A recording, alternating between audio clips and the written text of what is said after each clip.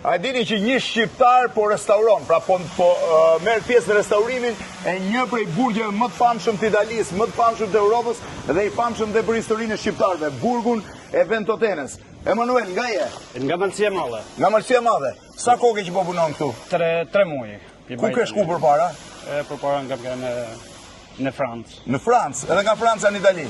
Dhe në Francë në Itali. Dhe ka ardhur në Santo Stefano, një ishull i vogël, ishull burg, i cili është përballë ishullit Ventotene. Si e gjete këtë punë këtu? Këtu do jam solli këto për të punuar. Daja jote është sipërmarrës? Si, sipërmarrës punës. Është sipërmarrës i punës. Që nga dhe një shqiptar që nga sipërmarrës dhe restaurimin e një prej burgjeve më të sigurta nga i cili së sharratis kur askush, një prej burgjeve më të famshëm se këtu ka lindë Europa Bashkuar, edhe një burg sa punë keni akoma?